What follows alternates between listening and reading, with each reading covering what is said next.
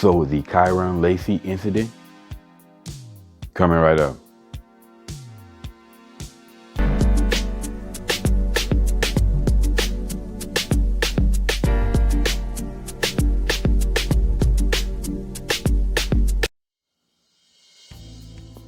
What's up, y'all? Welcome back to Common Sense, Logic, and Reason. I want to say thank y'all for joining me today. So I want to talk about the late Kyran Lacy. You know, he was a wide receiver for LSU, and he had declared for the draft, this most recent draft in 2025. He basically was expected to be a low first round, high second round pick. That was the caliber of the wide receiver that he was, and he was expected to continue the trend of this most recent trend of LSU putting out high caliber wide receivers. Unfortunately, he never had a chance to see that through. He was arrested as being basically suspected possible for being the cause of a fatal accident that took the life of a 78-year-old man. Claims that he was driving, his reckless driving caused the incident. Now, and he also fled the scene, so he will be charged for reckless driving and hit and run, and so on and so forth.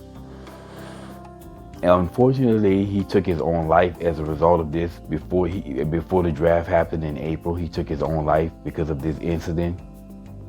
Now, his lawyer has since come out and put video evidence proving that Kyren Lacy was innocent and had nothing to do with the accident.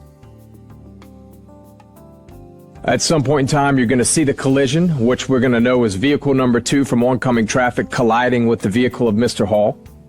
You will see another vehicle come to a stop, and then you'll see Kyren Lacy come to a stop. So as we've seen the video, it looks like the impact happens, and then Kyren Lacy is behind him. How far away was he from there?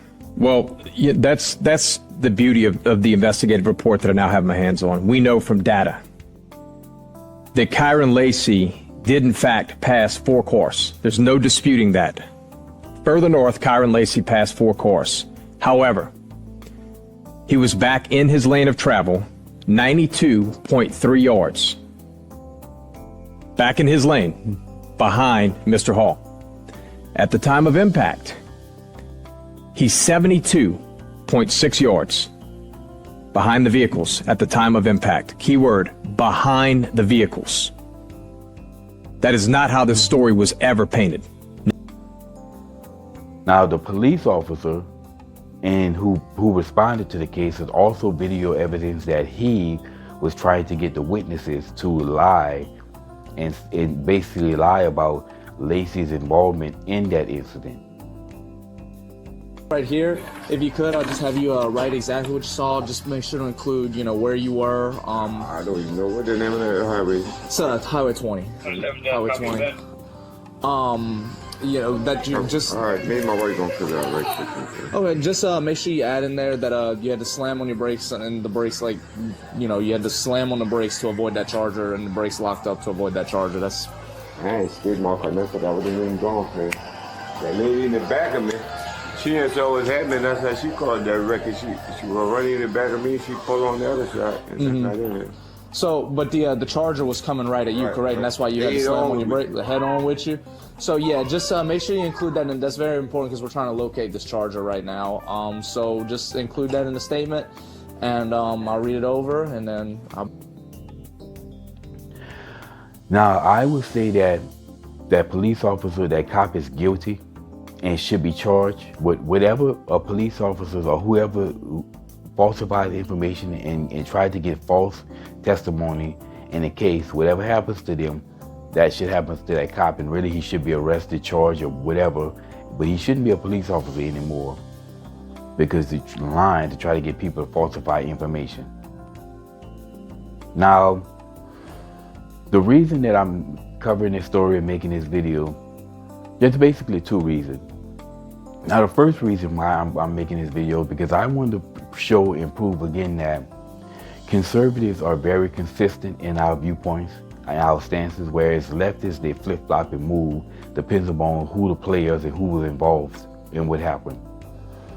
We believe that conservatives, 99.999% of the conservatives will believe that this cop is guilty and should be charged for what, like I said, whatever happens to police officers who do this, that's what should happen to this police officer, regardless of the skin shade of the people involved. Whereas in, all of the leftists, and particularly the pro-blacks, they're also believing that this cop is wrong and should be charged. Why? Because the cop is white, and Kyren Lacy was black. But if the roles were reversed, then they would have no problem with this. If the cop was black and Lacy was white, they would have no problem with it. They wouldn't even involve themselves, or they would be on the side of the cop. This is how leftists do. They flip-flop. Perfect example would be the Carmelo Anthony Austin Metcalf case in Dallas. Based off the evidence, Carmelo Anthony is guilty because he had no justification for taking Metcalf's life. His life was not in imminent danger, so you can't use stand your ground law, because under the law, your life has to be in imminent danger. His life wasn't in imminent danger, so conservatives are saying that Carmelo Anthony is guilty and should be charged for murder. Whereas in blacks, we're trying to justify everything they can to try to justify why Carmelo Anthony is innocent because he's black. But if the roles, like I said, if the roles were reversed, these same black folks would be crying that how Metcalf should be charged because he had no justification. If he would have stabbed Kyran Lacy, the opposite is the same thing. They would have said, well, he had no justification for that and he would be guilty. And you know what? Conservatives, we will agree because we will look at the law. Again, we're consistent.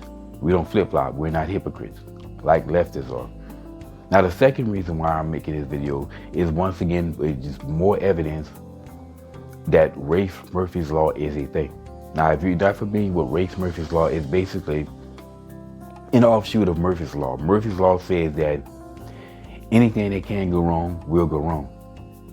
Well, race Murphy's Law says that anything that can be race will be race, and they will make race out of anything, because you have black people coming out. I've seen it coming out saying that this is racism, even though we have no evidence that it is racism, because a white cop did something to a black man.